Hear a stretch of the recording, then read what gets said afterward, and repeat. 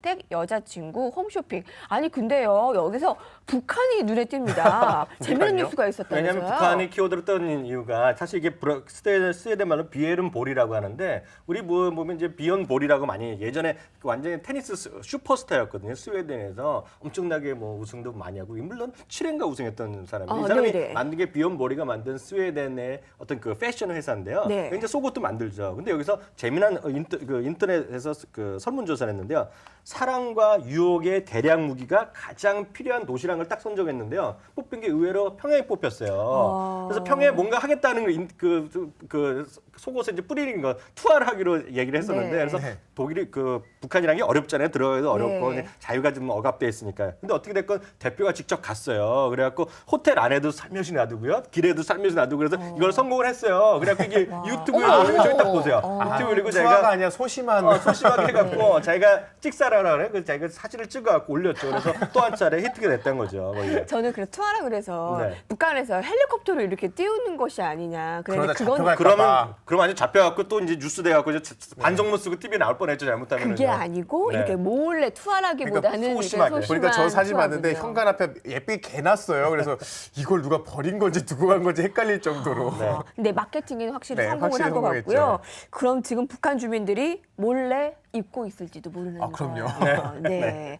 사랑이 필요한 도시가 북한에 선정되었다는 거 재밌었는데 네. 키워드로 히트택이 검색이 됐어요. 맞아요. 내복이 이제 진화하면서 그냥 따뜻한 내복이 아니라 발열.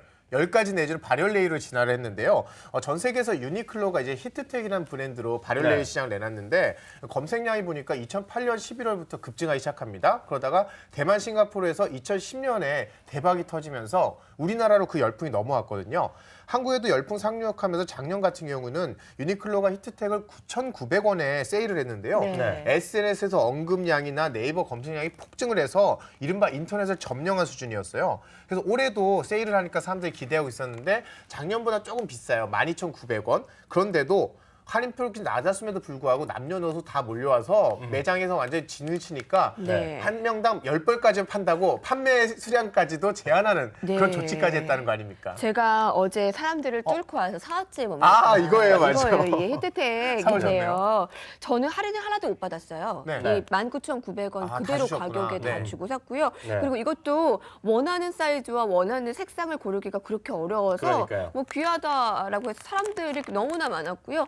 히트텍 꼭 고집하지 않더라도 요새는 또 비슷한 류의 비슷한 류가 많아요. 또 그런 것도 많이 나오더라고요. 아무튼 이거 겨우 샀다는 거 이렇게 인증샷 인증하려고 네, 하나 가져오셨군요. 갖고 왔습니다. 사실 유니클로는 저희가 방송에서 여러 차례 언급했던 그 대표적인 회사인데요. 네. 이게 빅데이터를 아주 적극적으로 활용해서 전 세계에서 이 친구들 어떻게 하냐면요. 전 세계 트위터나 페이스북에서 사람들이 얘기하는 걸 쓰는 거예요. 춥다 뭐 이런 얘기 나오잖아요. 춥고 근데 추운데 너무 두꺼운 옷 입으면 그렇고 얇고 가벼운 옷인데 좀 따뜻한 거 입을 수 없을까 이런 얘기를 하면서 이런 걸 다 조사를 해갖고 그래서 빅데이터를 추론한 네. 거예요. 그래서 이걸 만들어내는 거죠. 그래서 실제로 보면 전 세계에서 약 얼마나 팔렸냐면요. 4억 장이나 팔린 오, 거예요. 대단합니다. 네, 4억. 4억 장을 팔리는 네네. 거예요. 근데 작년에 히트텍이었고 올해는 또 후리스라고 또 혹시 보셨는지 모르겠는데 이게 또 히트를 쳤어요. 아주 평범한 옷인데요. 평범한 별다른 특징도 없는데 실용성과 보온성으로 이걸 딱 해갖고요. 집에서 입고 있거나 어디 가까운 데 쇼핑하러 갈 동네 이렇게 나갈 때 산책 갈 때 딱 좋은 건 아는데 이것도 완전히 대히트를 쳤죠. 지금 웬만한 물건 구하기도 쉽지 않습니다. 이게. 네. 이쯤 되면은 그 유니클로 아까 제가 보여드린 히트텍의 주인공 유니클로라는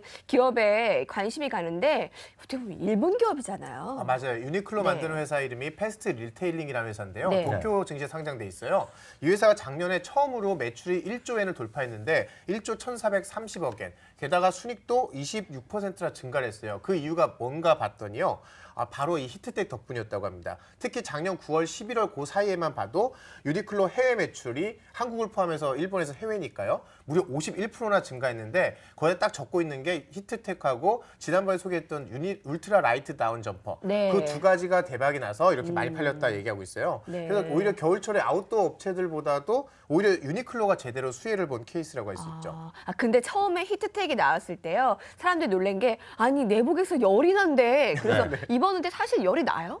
열이 나기보다 뭔가 좀 딱 착용감이 있고요. 딱 약간 따뜻한 느낌은 좀 납니다. 근데 그건 것 같아요. 이게 내복 같지 않고 네. 내복 같지 안 보이고 얇고 그래서 좋아하는 거지. 여기서 막 열이 막 후끈후끈하게 나온다고 그런 거나 그럼 화상 그런 건 입죠, 아닌 것 열나면. 같아요. 이렇게 언더웨어 관련해서 주목하고 있는 브랜드나 기업이 있으세요? 또 하나 이제 대표적인 것이 아마 시청자분들 중에 여성분들은 아마 아실 것 같은데 빅토리아 시크릿이라고 아시죠? 거기서 그럼요. 남자들도 알아요.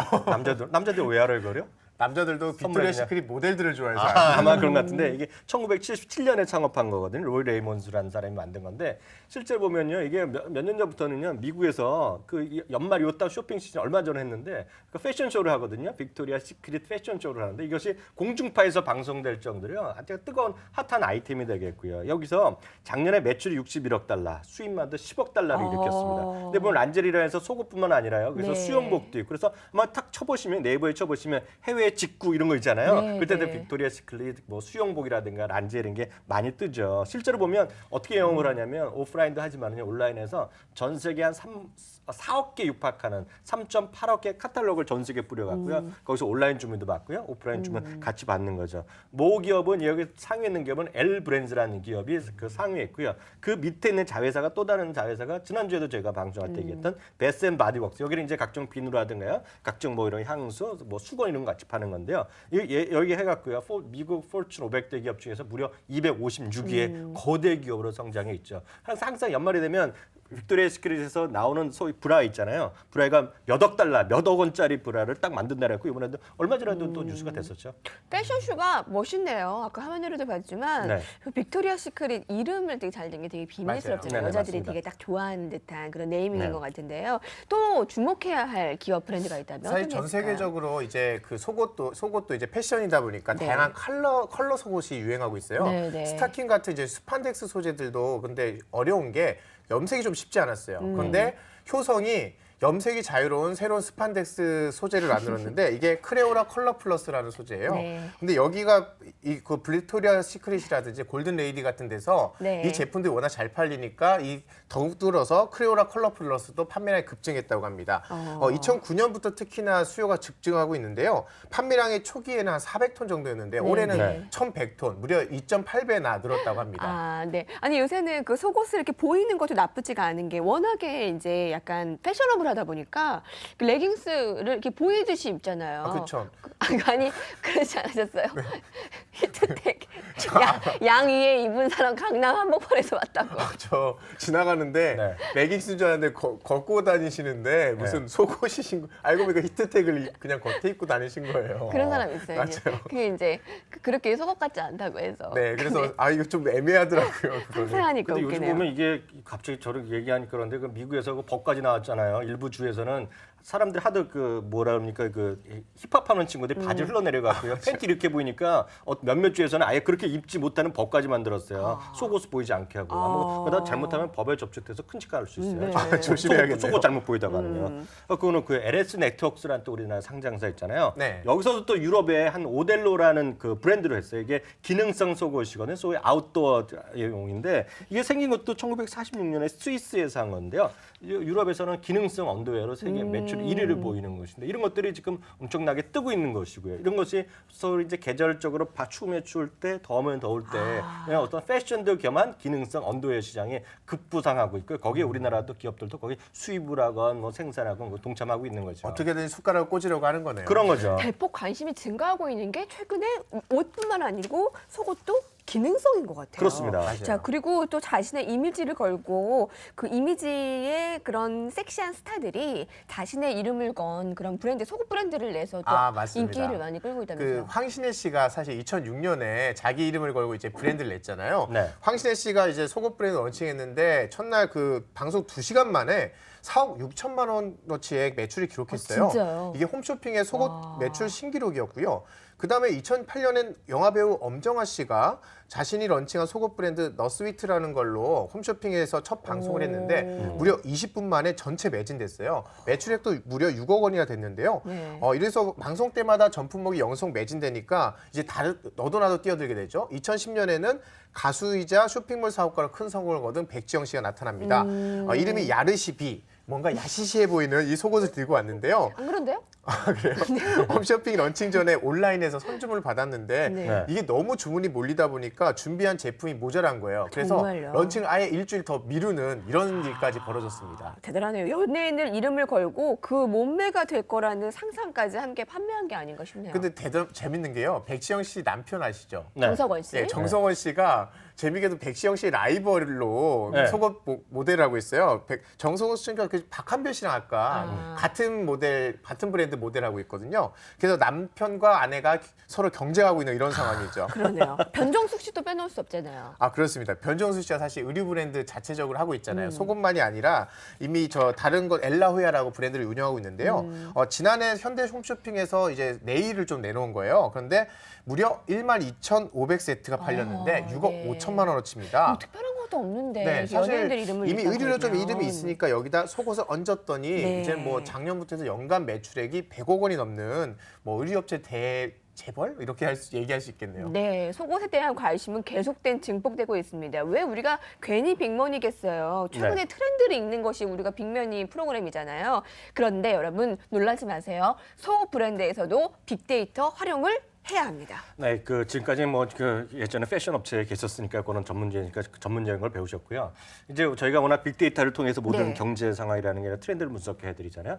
우리 시청자분들이 깜짝 놀라실 텐데요. 빅데이터의 성공 사례로요. 네. 미국에서 가장 지금 뜨겁게 관심을 보이는 기업이 있는데요. 그 기업을 하나 소개시켜 드릴게요. 트루앤코라는 회사가 있어요. 트루앤코라는 회사인데 이게 딱 하나 종류 딱 하나 만듭니다. 여성용 브라만 딱 만드는 회사인데요. 이 네. 회사를 만든 거 자체가 누가 만들었냐면요. 마이크로소프트의 엔지니어 출신 한 명이 들어가고요. 거기에 마이크로소프트에서 기획 전략을 하던 사람이 들어가고 거기에 플러스 한 명 들어가고 이제 여성 속옷 세일즈를 하던 사람이 네. 들어갔는데 이 회사가 하는 거가 빅데이터를 활용해서 여성 몸에 가장 적합한 퍼펙트한 속옷을 만든다는 것을 캐치프레이로 잡은 거예요. 그래서 이제 보면 가슴 모양이라든가 사이즈, 컵, 브라 어깨끈이라든가 흑의 네. 모양 이런 것들 그리고 선호 브랜드가 다양하잖아요. 여성분들이. 그래서 그거들 기본적인 설문조사를 해갖고요. 3개를 그 어떤 구매자가 선택을 하면요. 네. 나머지 2개는 직접 빅데이터에서 추천을 해줘요. 네. 그거를 이제 집으로 배달을 시켜주는 거예요. 그래서 집에서 편안하게 입어보고. 왜냐하면 여성분들이 ELMC도 어떤 백화점에서 옷이 속옷 입어보기가 좀 껄끄럽잖아요. 불편하고요. 그쵸. 그걸 집에서 편안하게 입어보고 다른 거와 달리 반품을 그냥 무료로 다 받아주는 거예요. 입어봤어도. 입어봤어도요. 그러니까 그걸 해주니까 이게 완벽하게 그 만들어낸 거죠. 그래서 네. 좋은 어떤 그 브라를 만드는 쇼핑 알고리즘을 완벽하게 이 엔지니어링적으로 만들어낸 거예요. 그게 이 회사의 대표적인 사례라고 지금 얘기를 많이 나오고 있죠. 저는 여자로서 정말 공감되네요. 그리고 이렇게 말씀 되게 잘하세요. 이 여자 속옷에 대해서. 저 지금 떨고 있습니다. 지금 말씀드리면서요. 아니 근데 긴장하고 왜냐면요 여자 속옷은요 네. 거의 그냥 그 가슴 둘레나 네네네, 네. 이렇게 아니 오늘 애매하네 이렇게 네네네. 좀 자세하기가 네네네. 이게 네네. 컵밖에 없어서 이게 몇 가지밖에 없어요 선택의 여지가. 네, 그 얘기를 제가 우리나라는요. 제가 네. 지금부터 말씀드리겠어요. 근데 저는 제가 모르잖아요. 솔직히 모르잖아요. 근데 저도 이제 이 회사를 연구하고 조사하면서 알아낸 건데요. 여태까지 브라를 만드는 회사는 어떻게 만들었냐면요. 완벽한 여성 모델을 일단 잡습니다. 그게 그쵸. B컵이 됐건 미국에서는 C컵의 완벽한 패션 모델을 모델. 잡아요. 네. 잡아갖고 그 몸에 딱 맞춰서 피팅을 해서 브라를 만듭니다. 그거를 사람들한테 노출시켜 그걸 사람들이 사게끔 하는 말도 거예요. 안 돼, 그건 그러면 지금 그 보면. 사람은 그 모델의 몸에 맞추라는 개념이었어요. 아, 네. 근데 이 회사는 완전히 다르게 한 거죠. 앞서도 말씀드렸다시피 완벽하게 모든 사람들의 체형을 만들어갖고 이 회사는 세계에서 가장 많은 6,000개의 체형을 확보했어요. 그래서 모든 사람의 1대1에 맞춰준다는 자신감을 필요한 거죠. 그것도 엔지니어링이 빅데이터를 활용해서 한 거를 얘기했다는 거죠.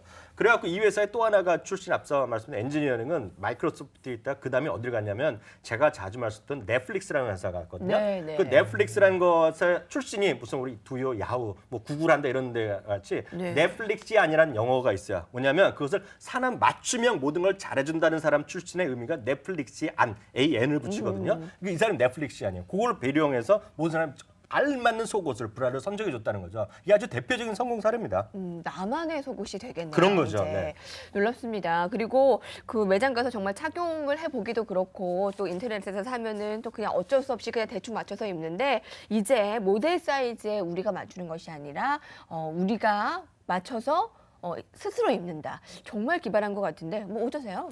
뭐 사실 빅데이터를 활용하는 게 아까 얘기해 준 시간 네. 미국 사례잖아요. 근데 미국 채용하고 또 동양 채용이 다르잖아요. 네, 그래서 그렇죠. 동양에도 또 그런 회사가 있습니다. 속옷 브랜드 중에 와코르라는 업체가 근데 너무 동양의 비싸. 좀 이거. 아시죠? 네네. 너무 잘 아시죠? 네. 우리 와이프가 좋아요. 그래서 저 힘들어요. 근데 일본의 본사를 세계적인 업체잖아요. 근데 이 업체는 이제 동양에 좀 특화가 돼 있으니까 여성 모델 중에 동양인들의 체형을 굉장히 많이 반영을 해서 우리나라에서는 신형 와코르라고 있거든요. 이게 원래 1954년에 세워졌던 신형 염직공업사가 전신인데요. 수십 년에 걸쳐서 여성 체격을 연구한 결과를 가지고 이제 속옷을 만드는데 솔직히 그날도 여성분은 두 가지 사이즈라도 있죠. 남자들은요 100, 95 이런 거밖에 없어요. 그리고 거기 억지로 다 몸을 맞추라 그러니까 솔직히 저는 남성 속옷도 좀 뭔가 다양한 사이즈로 만들어줬으면 좋겠어요. 남성의 입장에서 그렇네. 속옷 브랜드 같은 패션 업계에서는 앞으로 이 빅데이터를 이제 더 활용할 수밖에 없을 것 같아요. 그렇죠. 사실 빅데이터 가장 잘 하려는 게 이제 패스트 패션 아닙니까? 유니클로, 자라, H&M, 포레버 21. 스타 브랜드가. 네, 맞습니다. 이런 데서 이제 기능성 의류 시장에도 진출하는데 이 사람들이 좀 기능성 의류 시장에서도 강세를 보이는 이유가 뭐냐면 소비자 취향을 디자인에 잘 반영했다는 거예요. 귀하면 따뜻하게도 입지만 이왕이면 좀 내가 원하는 것, 손에 좀 다 가는 옷을 만든다는 점에서는 이런 패스트 패션 업체들이 기능성 속옷보다 오히려 더 잘한다는 거죠. 이런 점에서는 기존 업체들도 이런 소비자 마음을 읽어주는 데서 좀 더 배울 점이 있지 않을까 싶어요. 앞서 이제 갑자기 하나 얘기 더 해드리면요. 앞서 이제 그 얘기하셨잖아요. 그 외국에서 사람이 동양 사람 체형이 안 만든다는 얘기했잖아요. 네네. 그래서 여기서 딱 반전이 있는 거예요. 그 투렌코라는 회사가 만든 사람 자체가 그 얘기가 딱 나옵니다. 만든 사람 자체 두 명이 한 명은 제가 이슬람 쪽 계통이고요. 아까 영업하는 사람은 서양 사람이고요. 이 사람이 정말 핵심적인 사람이 중국 계통으로 제가 알고 있어요. 그래서 거기서 다양한 인종이 동양 모여있군요. 사람들 맞춘다는 거 아주 강조점이 들어가 있습니다. 그러니까 전 세계 6천 명이니까 그만큼 이 회사가 무섭다는 걸 제가 다시 한번 갑자기 생각나서 말씀드리겠고요. 네. 이 빅데이터가 말씀드렸다시피 그 기업과 연관 있으신 거 아니죠? 막 홍보대사로 주식 좀 나오신 것 갖고 같아요. 계신 거 같아요. 아니 거기 상장이 안 돼 있어요 지금 아직 네. 시작한 회사입니다.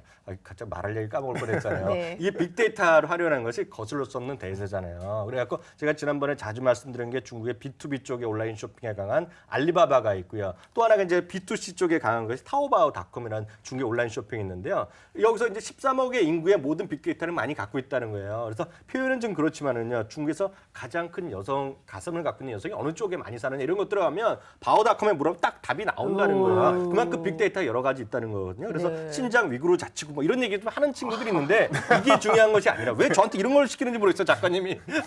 약간 어이가 없네요. 지금. 네. 검색해 이미지가. 보셨군요. 네. 검색해 보셨더니 1등이 거기더라. 저는 모르겠어요. 네. 근데 그게 우리 검색하셨을 텐데요. 여하튼 이래 갖고 모든 것이 빅데이터로 통한다. 네. 이게 하나의 시대적 흐름이죠. 여러분. 내가 볼 때 지금 남성 시청자들은요 다른 걸 기억 못 하시고 중국에서 가장 가슴 큰 여성들이 사는 도시가 신장 위구르다. 이것만 기억하실 것 같아요. 여행가 글로. 네.